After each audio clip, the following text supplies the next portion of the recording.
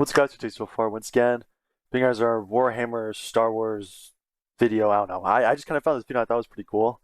Considering that we're looking at Star Wars versus Warhammer, I thought this would kind of fall in that same kind of category. It's Star Wars, Halo, Warhammer, and StarCraft, kind of comparing each of the factions to figure out which one's the better army, military, etc. I don't know much about StarCraft. I know very basic amount of information regarding it, so gonna see what he says in the video. But Halo, Star Wars, I know quite a bit about, and of course Warhammer. You guys have been along with me with that journey. I still suck at the lore, but I'm getting there slowly but surely. Be kind of cool to see how they break down each of the factions and kind of compare which ones might be the best militarily. In my opinion, it would be between Halo and Star Wars, excluding strength, because obviously Warhammer is the strongest one. I mean, you got so many different factions, so many different specializations, jeez, of troopers.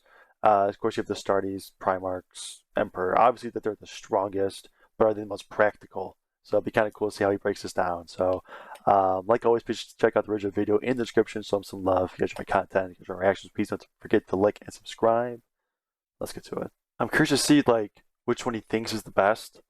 Like I know militarily, probably Halo or Star Wars as a military perspective. Like the best army.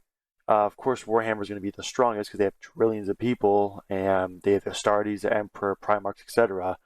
Militarily, though, at least from what I know, is they obviously have strategy and they obviously have good leadership, but they just kind of throw a ton of bodies at just about everything. I mean, they have to, for the most part, but that tends to be how it goes. It's just a ton of bodies just thrown at whatever's going on. Um, StarCraft, I don't know much about it. I do know that it's similar-ish to Warhammer, and the main troops or whatever, they're like convicts or whatever that wear those power suits. I could be wrong, but that's about as far as I know StarCraft. So I really only know about three of the four factions, but I would think militarily would probably be either like the Republic or Empire, and then it'd be like the UNSC.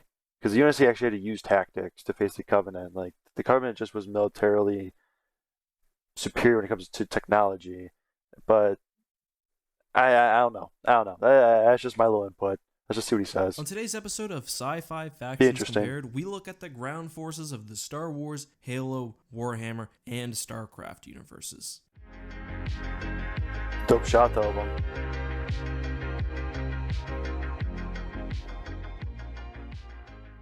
Hey guys, this is Eckhart Slatter. Hello and welcome to another episode of Sci-Fi Factions Compared. You guys have been asking for this episode for some time now, so when I took a look today at the Eckhart Slatter Discord and I saw this recommendation from Talander, I thought might as well get it done. So today we'll be comparing and ranking the ground forces of the Terran Dominion, the UNSC, the Republic Clone Army, and the Imperial Guard. To take into account the different power levels of the universes here, we're not looking at overall strength, but rather which army is best from a logical and organizational point of view. Okay. This is fairly similar to my previous Best Armies video.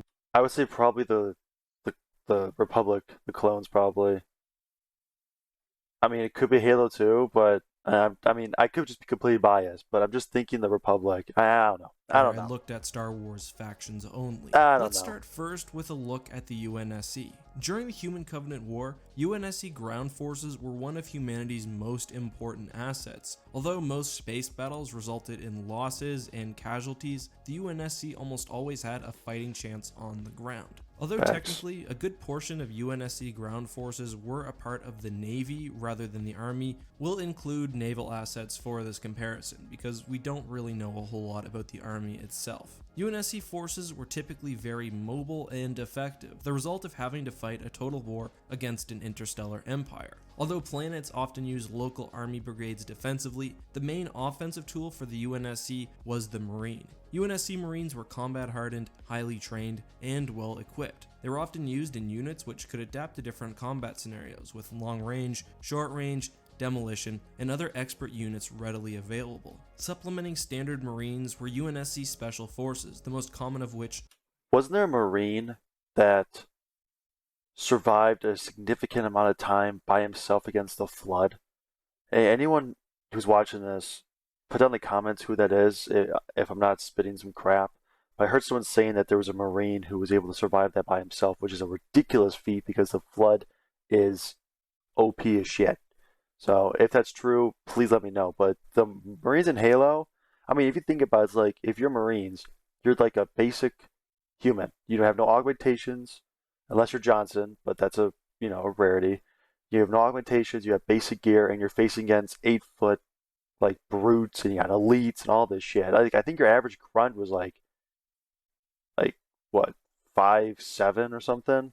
I mean, even grunts were large compared to an average person. If you're not looking at the eyes of like a Master Chief or a Spartan, everything's massive. So, you know, if you're a Marine, you gotta be kind of tough to face the threat of the Covenant because they were not pushovers at all. They was were the Orbital Drop Shock ridiculous. Trooper, the ODST. Also part of the larger Marine Corps, ODSTs specialized in They're rapid elite. deployment and response, with ODST combat teams typically heavily specialized in specific mission objectives. Alongside that, there was arguably the most important but certainly rarest branch of the UNST ground forces, the Spartans. Mm-hmm. The two main Spartan programs active during the Human Covenant War were the Spartan 2s and 3s. Spartan 2s were abducted from birth, heavily indoctrinated and augmented, and given the best power armor available, increasing their strength, skill, Yeah, that dude, reflexes, man. and Damn. speed. Spartan 3s were typically less augmented than Spartan 2s and were seen as more disposable, with only some receiving top-of-the-line armor. A single Spartan 2 could easily change the tide of an entire battle, as could select Spartan 3s. They were, however, incredibly difficult to replace and extremely limited in numbers, especially Noble when Six talking was about once that guy, Spartan man. 2s. He was one of those rare Spartan Assisting threes, UNSC man. troops was a variety That of guy. vehicles. The UNSC relied very heavily on armor and had a variety of tanks, walkers, scout vehicles, etc. The UNSC heavily favors practicality in design rather than flashiness. This effectiveness allowed them to compete with the much more highly advanced Covenant on the ground. Next up, we have the Republic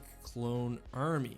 The Grand Army of the Republic as it existed during the Clone Wars was an incredible fighting force. The Grand Army of the Republic was incredibly specialized, from the differing roles within low-level infantry all the way up to spec forces like the ARC Trooper or the Clone Commandos. The Clone Army was not at all a blunt weapon, especially when complemented by Jedi forces. The mechanized portions of the Republic Army were also very intelligently designed, especially when compared with the Empire. The AT-TE was incredibly practical when compared with the later AT-AT, possessing extra sturdiness, more varied weapons, and a lower profile. Republic combat walkers also had less of a focus on troop transport, with the Republic instead using dedicated walkers for that purpose. Minor design issues notwithstanding, I also think the A6 Juggernaut is a fantastic vehicle, Such a dope capable of vehicle, not only man. assaulting enemy positions directly, but also acting as a frontline command post. The sheer variety of Republic vehicles is also impressive. For example, when talking about two-legged walkers, the Republic has the AT-RT for a scout vehicle, the AT-AP for long-range artillery and for frontline assault, and various other walkers. In addition, they have several types of dedicated artillery, which is not something commonly seen in the Star Wars universe. My point is that the Republic is incredibly specialized and versatile when talking both about troops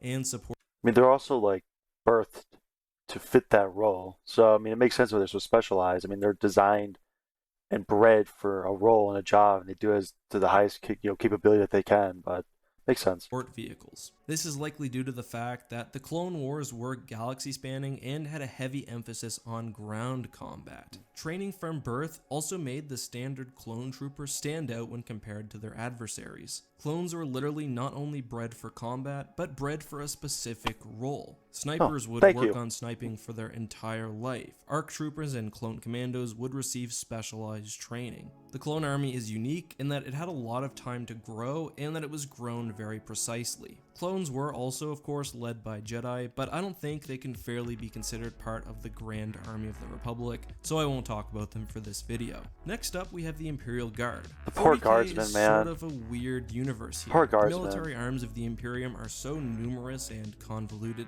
that, as suggested by the original prompt, I'm going to focus here on the Imperial Guard specifically, rather than all ground forces used by the Imperium. That means that the Adeptus Astartes, for example, will not be included. The Okay. Astra Militarum, or the Imperial Guard, are the primary fighting force of the Imperium of Man in the Warhammer 40k universe, with millions of active regiments and many trillions of soldiers. The Imperium of Man is Just a constantly couple trillion. facing uncountable deadly threats, and Oh the man, Astra that Militarum is crazy. one of the most important fighting forces in the galaxy. The Imperial Guard is thus an extremely powerful but also blunt weapon, and if we were to compare it with any other faction here in pure power, it would likely wipe them out without even noticing.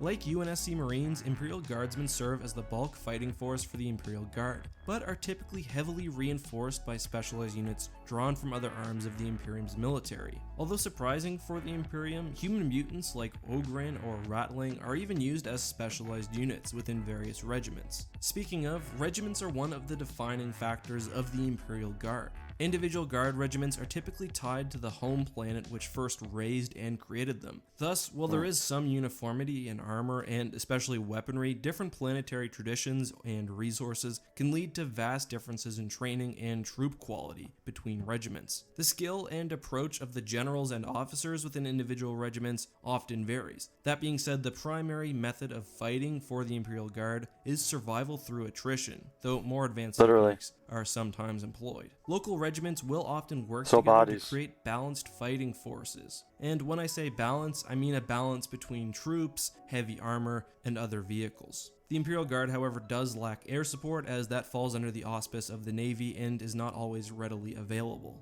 All in all, the Imperial Guard is incredibly diverse, but not exactly flexible on a macro level due to the logistical nightmare that is the 40k universe. That's This a is why sometimes understatement. throwing It's troops at crazy. the enemy and using the sheer size and, dare I say, bloatedness of the Imperium's military is sometimes the best option. Finally, we have the Terrans of the StarCraft universe, and specifically the Terran Dominion Marine Army. We probably know the least about the organization of the Dominion Marines when compared with the other factions here, because StarCraft lore is generally a little bit lacking. We do know that Terran Marines made up the frontline forces for the Dominion Army. The Marines were made up largely of recruits, but also supplemented heavily by criminals or others forced into service. Training was thus somewhat inconsistent, with a heavier reliance on marine power armor and equipment. Special Forces units were typically actually held outside of the Dominion Marine Army, often in Reaper Corps or Special Forces branches, but as I did with the UNSC, I'll include them for comparison's sake, because I think they fall under the general umbrella of Terran ground forces. Nonetheless, Marines were definitely the frontline soldiers. They were expendable and seemingly all outfitted with similar gear.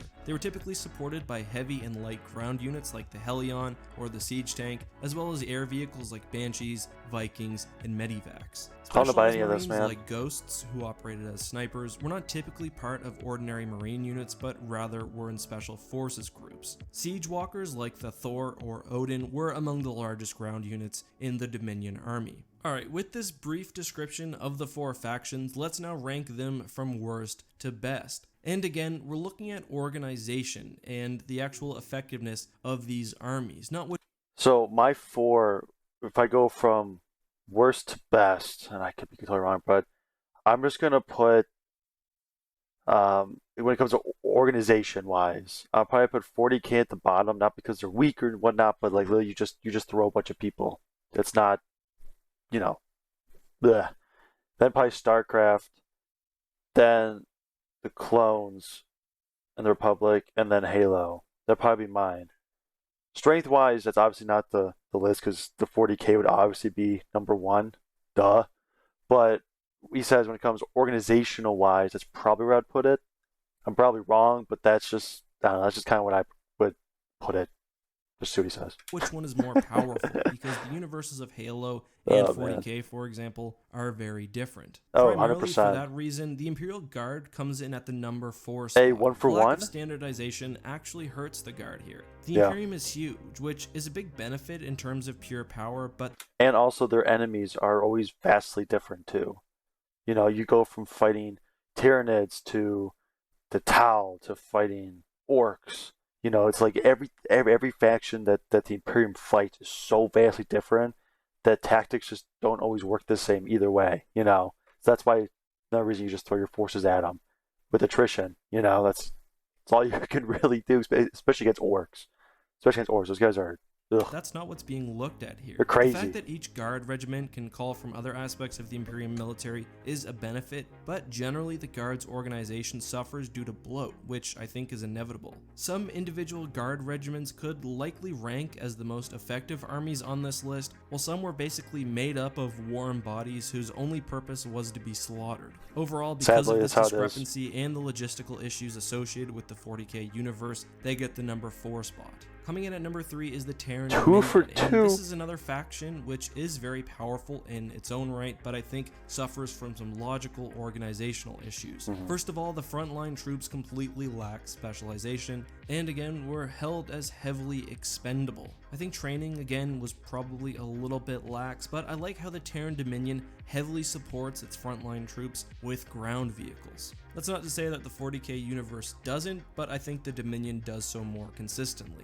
At number 3, we have the UNSC, and I think the UNSC ground forces are actually the clones are organized one, fairly okay. similarly to the Terran Dominion. The main difference, I think, is that there's more specialization and variety with the frontline troopers. Their main disadvantage, I think, is a lack of specialized units when compared to the Grand That's a good Army point. of the Republic. Sure, Spartans and ODSTs are incredibly effective on their own, but I honestly don't think that proportionally there are enough of them. Spartans were very rare, and ODSTs were really the only other. Especially since he didn't use Spartan 4s, which Spartan 4s became the readily available Spartan. We're just saying 2s and 3s, and he's 100% right.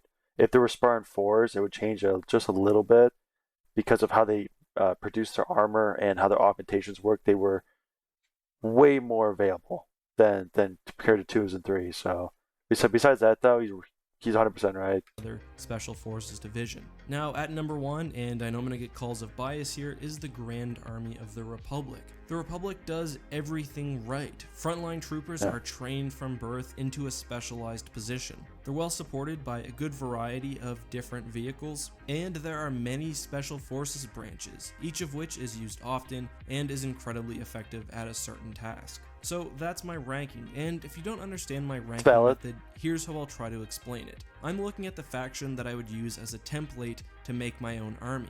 This is ignoring differences in technology or numbers, but how would I most want to structure an army that I create? So yes, the Imperial Guard is much larger and probably more technologically advanced than the UNSC, but if we scaled the UNSC up and gave them similar technology, then I think they would be better. But those are just my thoughts. Let me know your opinion down in the comment section, and let me know which video you'd like to see next. Also, I've been thinking about— That's why you can't really compare a Spartan to an Astartes.